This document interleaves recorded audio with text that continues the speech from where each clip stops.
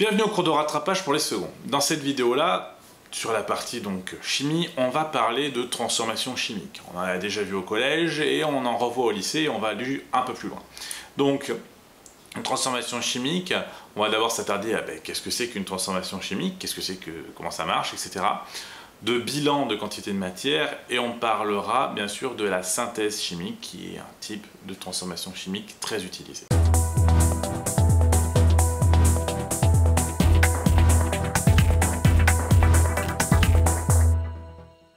Une transformation chimique, c'est le passage d'un état initial à un état final avec création de nouvelles espèces chimiques. Il y a aussi des espèces chimiques qui disparaissent. En fait, il y en a qui se forment et il y en a qui disparaissent parce qu'en fait, c'est une réorganisation de la matière. Dans une réaction chimique, on a à l'état initial des réactifs, à l'état final des produits. On va dire que de façon générale, les réactifs ont une quantité de matière qui diminue au cours du temps, tandis que les produits ont une quantité de matière qui augmente. Parce que parfois, on peut avoir des produits au départ et des réactifs encore à l'arrivée. Il y a aussi des espèces qui ne participent pas, ce qu'on appelle des espèces spectatrices. Voilà, elles sont là.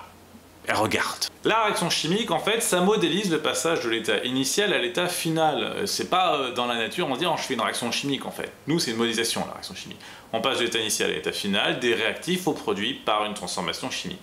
Et ça, on va le symboliser par une équation de réaction où on va mettre les espèces réactives, donc les réactifs, à gauche avec leur formule brute et on précise bien les états physiques parce que ça ne régit pas pareil sur l'état, et puis les produits pareil avec leur formule brute et puis les états. Et le plus important, c'est bien sûr de traduire le fait qu'il y ait une conservation de la matière, c'est-à-dire que les éléments chimiques se conservent entre le début et la fin d'une réaction chimique. Il va falloir donc respecter deux règles, la conservation des éléments et la conservation des charges. Pour les charges, on ne va pas trop en parler en seconde, mais pour les éléments, c'est hyper important. Donc les éléments chimiques doivent être les mêmes en nombre et en nature, à gauche et à droite de l'équation de réaction. Et pour ça, on va mettre devant les molécules ce qu'on appelle des nombres stoichiométriques. Et attention, c'est devant la molécule, c'est-à-dire que si j'ai 5 H2O, c'est toute la molécule d'H2O qui est multipliée par 5. Donc on aura donc 10 hydrogènes et 5 oxygènes. Alors ce qu'on va faire principalement, ça va être des combustions. Combustion, vous l'avez vu en 4e normalement. Et on va essayer d'équilibrer une équation de combustion. Si par exemple on fait la combustion du méthane, CH4, dans le dioxygène, O2, ça nous donne du CO2 et H2O. Là, comme ça, c'est pas équilibré, à part pour les carbones. Alors on va suivre une méthode qui marche à tous les coups. D'abord, on équilibre les carbones. On équilibre les carbones, donc C, c'est bon, ça marche, nickel. Deuxième étape, on équilibre les hydrogènes. On met des nombres stoichiométriques pour que les hydrogènes soient équilibrés. Donc là, par exemple, CH4, on a 4 hydrogènes, et de l'autre côté, H2O, il n'y en a que 2. Donc on va mettre un 2 devant H2O, ce qui fait que ça fera 2 fois 2, 4 hydrogènes. 4 hydrogènes, 4 hydrogènes. Un carbone, c'est respecté. Troisième étape et dernière, je équilibre le nombre d'oxygènes. Donc là, dans notre équation de réaction, on en a 2 à gauche, puisqu'on a O2, tout simplement. Et à droite, on en a 4, puisqu'on a CO2 qui contient 2 oxygènes et H2O qui est x2, donc 2 oxygènes aussi. Donc on va mettre un 2 devant le O2 pour avoir CH4 plus 2O2 donne CO2 plus 2H2O qui est équilibré. Et ça marche. Alors je vous donne quelques-uns à faire que vous pouvez faire, vous faites pause et je vous mets la solution après. C'est pas le plus dur. Une équation de réaction, mais comme on a vu, c'est équilibré, c'est-à-dire que ça traduit un bilan de quantité de matière. Au départ, on avait, si je reprends notre CH4, une molécule de CH4 qui réagit avec 2 de dioxygène pour donner une molécule de CO2 et 2 molécules d'eau. Eh bien, en fait, on a bien là, on le sent, la quantité de matière qui intervient, parce que si on multiplie ça par le nombre de molécules de méthane qu'il y a et de dioxygène, eh bien, on va avoir des quantités qui sont beaucoup plus grandes. D'ailleurs, on l'a vu sur les quantités de matière, il en faut beaucoup. Malheureusement, les proportions ne sont pas toujours exactement les bonnes. On peut avoir un mélange qui n'est pas exactement fait pour qu'il y ait pile poil une molécule de méthane pour 2 molécules de dioxygène. Dans ce cas-là, le réactif qui a totalement disparu à la fin de la réaction, c'est ce qu'on appelle le réactif limitant. C'est lui qui a arrêté la réaction par son absence. De l'autre côté, le réactif qui est encore là, s'il y en a encore, c'est ce qu'on appelle le réactif en excès. Il y en avait trop pour la réaction. Et enfin, il y a la dernière possibilité, c'est que les deux réactifs aient été entièrement consommés, donc les deux sont limitants, c'est ce qu'on appelle un mélange stoichiométrique. Et bien sûr, une réaction chimique, comme une réaction physique, il y a donc de l'énergie qui rentre en jeu. En réalité, dans une réaction chimique, les liaisons sont rompues et d'autres sont formées. Les liaisons des réactifs sont rompues, notre CH4, ces 4 liaisons entre le carbone et l'hydrogène sont rompues. Les deux liaisons doubles entre les dioxygènes sont rompues. De l'autre côté, on va former de nouvelles molécules, donc former des nouvelles liaisons.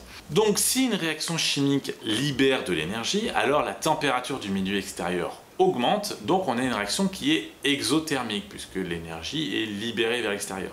Si une réaction chimique absorbe de l'énergie, la température du milieu extérieur va diminuer, on a une énergie qui est entrée dans la réaction, donc c'est endothermique. Et enfin, si on a une réaction qui n'a aucune libération d'énergie ou aucune absorption d'énergie, c'est ce qu'on appelle une réaction athermique.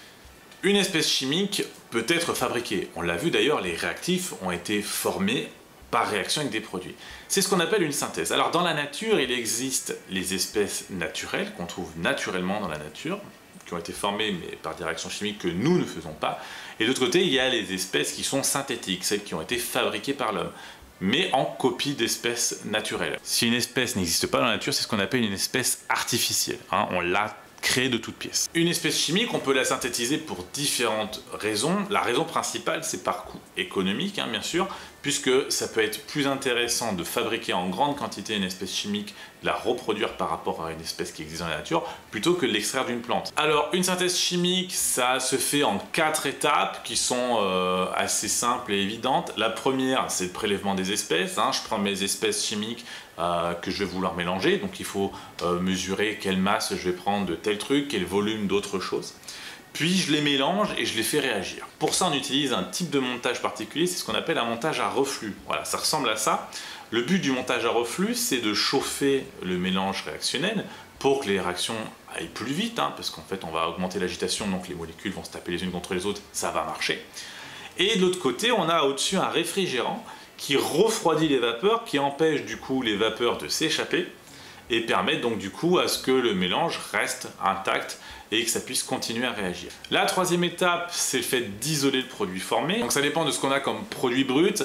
Alors ça, vous verrez ça en première, ça sera vachement plus abordé en première spécialité.